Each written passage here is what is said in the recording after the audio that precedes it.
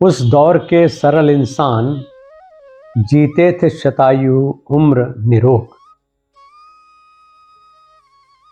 अब उसे झट से जी जाते हैं एक में बैठे 10-5 लोग।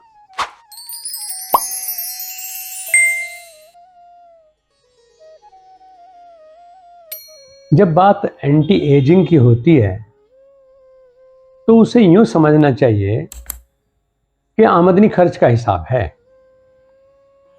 अगर आप अपने मेहनत से कमाया हुआ धन बेहिसाब खर्च करना शुरू कर दें, उठाते रहें, खर्चते रहें, संतान खर्चती रहे, नाती पोते खर्चते रहें, कितने दिन चलेगा? मैं इस संबंध में जितना सोचता हूं, एक ही नतीजे पे पहुंचता हूं कि जितना हम पारदर्शी होंगे, जितना हम सरल होंगे, जितना सहज होंगे, चाहे वो खान पान का मामला हो, चाहे विचार का मामला हो या व्यवहार का मामला हो, उतने ही हम सुंदरता के, स्वास्थ्य के, आरोग्य के करीब होंगे।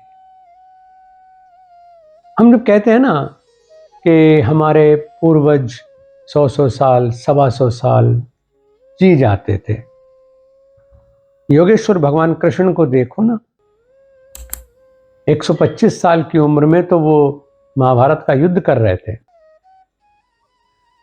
तो लेकिन आज क्या हो रहा है हमारे अंदर? एक इंसान के अंदर कई कई इंसान बैठे हुए हैं, अलग अलग चेहरे लेके हम जीते हैं। किसी के सामने कोई चेहरा, किसी के सामने कोई चेहरा, याद तक नहीं रख पाते कि वहां क्या कहा था, यहां क्या कहना है। और ये जो कॉन्फ्लिक्ट्स हैं, ये कॉन्फ्लिक्ट्स हमें कहीं का नहीं छोड़ते। जैसे समाज में जितने झगड़े होंगे उतना ही एनर्जी खर्च होगी, उतनी ही धन संपदा व्यर्थ हो जाएगी। तो ऐसे ही हमारे अंदर जितने कॉन्फ्लिक्ट्स होते हैं, वो कॉन्फ्लिक्ट्स हमारी उम्र को खा जाते हैं।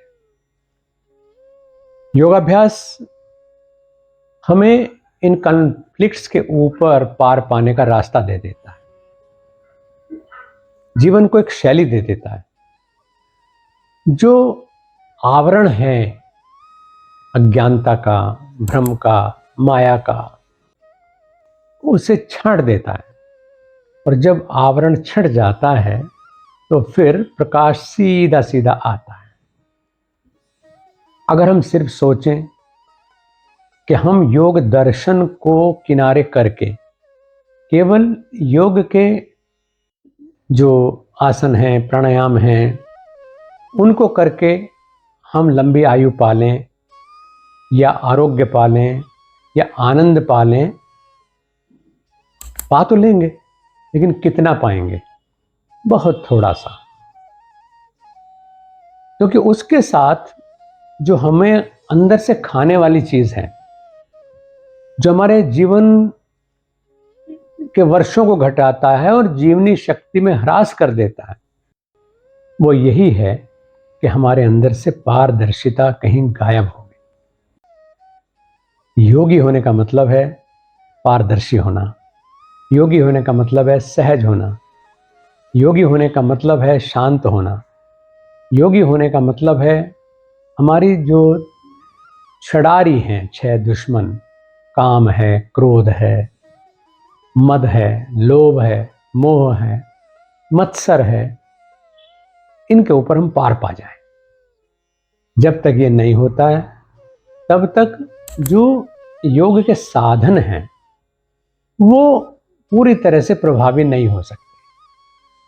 अगर बहुत ज्यादा जंग लगा हुआ है, अगर बहुत ज्यादा कचरा जमा हो गया है, तो फिर बर्तन भी अपनी तेजस्विता, अपनी चमक को खो देता है।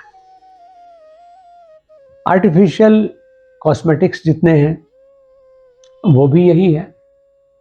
हम अपनी अंदर से तेजस्विता को बढ़ाने के बजाय हम बाहर से कुछ चीजें अप्लाई करके सुंदर दिखना चाहते हैं।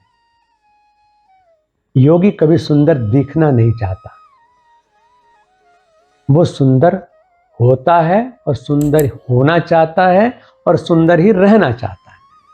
तो जीवन पर्यंत हमें तेजस्वी ऊर्जावान होकर के जीना रहना हमारा अधिकार है, क्योंकि हमारा स्वरूप भी यही है। तथा क्रियते प्रकाश आवरणम, कि जब हम योगाभ्यास करेंगे तो प्रकाश के ऊपर जो आवरण हमें दिखाई देने लगता है वो क्षीण हो जाता है, समाप्त हो जाता है। तो आप सुंदर हैं ही, हो चिर पुराण हो चिर नवीन, आप हमेशा नए हैं, क्योंकि आप का जो शरीर के ऊपर नवीनता है ना, वो तो दिखाई देती है। वो तो आपका जो स्वरूप है चिर पुराण चिर नवीन, उसका बाहर रिफ्लेक्शन है। अगर अंदर अंधेरा होना शुरू हो गया तो बाहर रोशनी नहीं दिखाई देगी। हरिओम।